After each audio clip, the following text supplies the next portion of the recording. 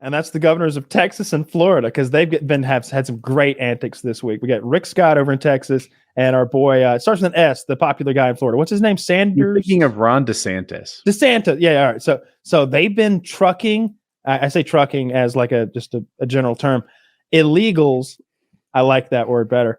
To these liberal cities in the north, and up until now, I believe they had sent them to D.C. and to Chicago. And they've been busing them. It's so stupid. It's fairly cheap to bus a bunch of people. They've got all these people they rounded up who came in illegally, and they're like, "Hey, you came here for the American way? Well, we're a little stuffed up here at Texas in this border town, but guess where they love you? In the sanctuary city called Chicago. So hop on the bus. It's heading there right now. Here's some sandwiches." And they've been doing that. Well, this week, both of them came up with a new idea. It's a twist on the old idea. DeSantis, I may get these mixed up, but the guy from Florida, flew not Guatemalans. Where the fuck were they from? Some South American country. He flew some South Americans to Martha's Vineyard. Like a bunch of them, like 120 of them or something. It was $12 million worth of flights. He flew them the fuck up there and put them out. And then the guy in Texas, Rick Scott, he got a bunch of them and sent them to Kamala Harris's hometown. Dude, you want to talk about performative? Or where she lives or something. Yeah, that is so fucking and the stupid part about it is they're like, I'm Ron DeSantis, I care deeply about our border, and so I'm sending these illegals deeper into the country. It's like, what are you talking about? Like, it is so performative.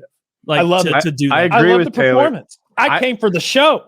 So you care about immigration, and yet you're moving people. Let me Chicago. jump in on this. So what Ron DeSantis said was he spent $12 million flying 200 people to Martha's Vineyard, and he feels like the people in Martha's Vineyard, Joe Biden and his open borders, don't care about this. Maybe if they felt our pain, they would. That's his thing. I think, like Taylor said, this is performance art. Yeah, this is bullshit. He's not trying to get anything done. What he's trying to do is win votes. He's trying to win votes by pulling stunts. Yep. He's making them look foolish. I think he's making them look foolish. And in Martha's Vineyard, they instantly got beds for everyone and gave them food and water and put their money where their mouth was. Those are like the richest people in the country. Today they did. Yes.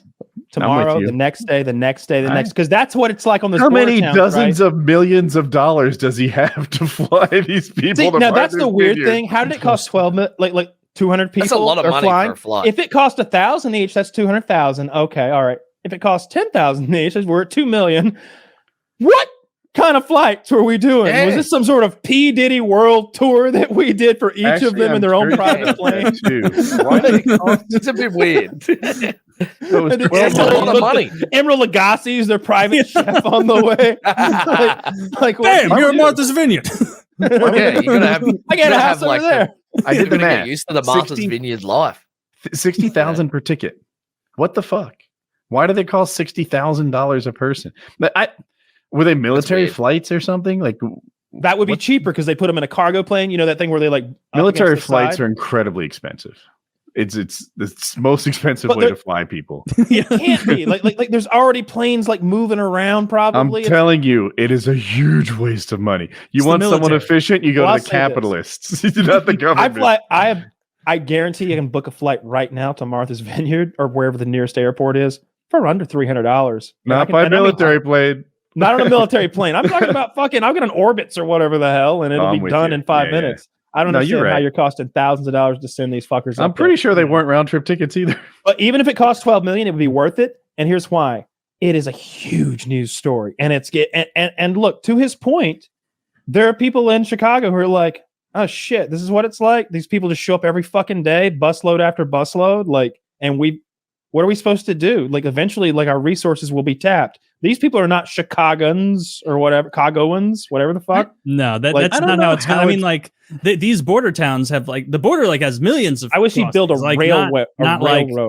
Not like the 100 people at a time he's trying to do, and add that it's ultimate performative bullshit because he pretends the Texas guy to be like infrastructure and immigration. What's his Rick Scott, Texas, right? He's the one who's barks all loud about got to protect the border, got to do this and that, and then it's oh, you got all these people, and you're not going to send them back to Mexico. You're going to send. I don't think he's allowed. Chicago. I don't think he's allowed to send them back. I think it's a situation where I don't think he's forcing them onto the bus. I think he's saying, "Hey, all of you people who we had to let go, how'd you like to go to Chicago instead?" And he's like loading them up. That was my like interpretation. It's still performative bullshit. Like, yes, we want that. We need to. I want to jump in. Out. So here, first of all, Taylor. It's funny. Tell me it's not funny, Taylor. The $12 million hilarious. thing is for this program where they ship aliens places or illegal aliens. I know. Whatever. I love you.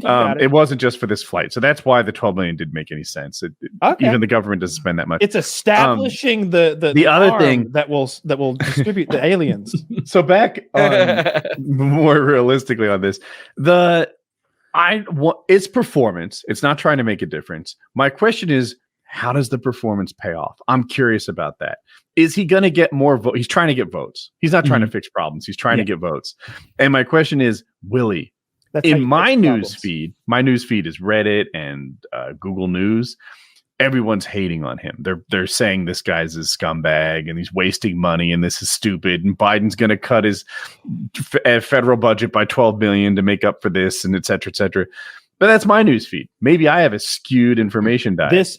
This hits that perfect little note that Trump was always so good at of saying, "Hey, average Joe American, I don't know how you like it, but as you noticed, there's millions of illegals coming over our border every day and just walking in and we're having and they're selling the position that they're having to support those people.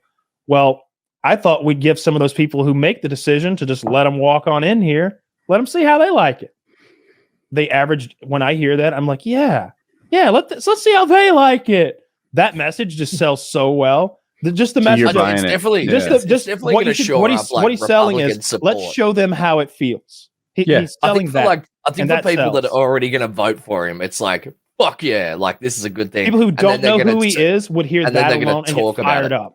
Because that's now they're going to talk about it to their friends. They're going to be like, "Hey, have you seen that guy? That's funny as fuck." Now here's the other thing, right? He didn't just say he was going to do a thing. He did a thing. Like, we're talking about what he did, not what he said. And so often in politics, we talk about what people said. It's like WWE. It's like, oh, the macho man Mitch McConnell said that you're fiscally irresponsible, and then we go back and forth about what somebody said. You're telling me your tax policy leaves us dangerously over leveraged in the Middle East. It used to be the way to win elections was to win the middle, right? The left's going to vote for the left, the right's going to vote for the right. Now we want to win the middle. Trump took a new strategy where he said, fuck the left, middle can suck a dick. We're going to have the right so motivated that I'm going to win this thing. And he won one and he lost one. He beat Hillary and he lost to Biden. Is it good or not? I don't know. I think the fact that him being the president motivated the left as well, though, because once he was actually president, because people like the left was like, it's not going to happen. Like he's not going to end up president. But then when he did end up president, and then they all started freaking out because they were like, I hate him so much. Then they're like, okay, now we're motivated. So he motivated the left to vote to get rid of him, and he didn't motivate the right good enough to keep him in when he was going again. So it's like. It's a double-edged sword. Well, I can't figure out if Trump is good or bad at running elections. Like, he beat Hillary. One in the presidency is pretty solid. They should have stopped at 1-0. The COVID thing is such a curveball for his presidency. Yeah, and he handled it so poorly. Yeah, it's so hard. Like that is just such a unique, unsustainable, economic situation that no one could possibly know the outcome of that. I hear his narcissism prevented him from handling it well. He had to go up there every day, deliver these press conferences by himself. He had to tell everyone how genius he was.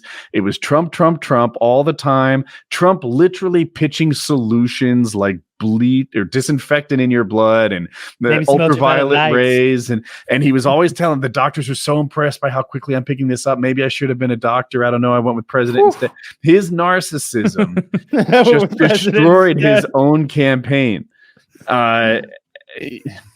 Yeah, that's what's up. This thing could have united people like 9/11 did and brought him to the peak of popularity like Bush did. But instead he took it the other way because he didn't manage it well. I saw an old clip the other day and it was Barack Obama reading mean tweets. And it was one from Donald Trump. And he was like, Barack Obama will go down in history as one of the worst presidents ever. And Barack Obama said to the camera, but I will go down to something I've got something that you'll never go down as, and that is I was president of the But United at least States. I will go down. That didn't age well. Yeah, it was something like, and it was like, oh, Trump really won this one. I kind of wish there was a part 2 where where the Trump like is in a little bubble, and then that one expands. He's just like, I want Trump to have a comeback. I wish Trump was like not so petty that he couldn't make peace with the Obamas and have fun with them about this whole thing. Like I like that if he could like yuck it up with the Obamas and like make jokes and like take jokes back and forth, he could be Emperor Trump. He really could. That's all it would take. But he's so petty. Like you think Obama wants to banter with him? I no, of course not. Obama would also have to be into it. Obama hates him clearly, but Obama would banter with him if Trump wasn't such a dick. Like Obama would banter with back a little W. At least. Like. I mean, bantering with W is just like swish over and over. Like these, that guy has no bants like at all. He would get absolutely destroyed by any British kid in 2008 on Xbox Live. That's true. That's what I know. Any one of them would line it up and knock him down. Freaking out instantly to be like, your mom, and then his controller just goes straight through the screen. Like, I just broke God damn it! Mom, these fellas are making 9/11 jokes. All right.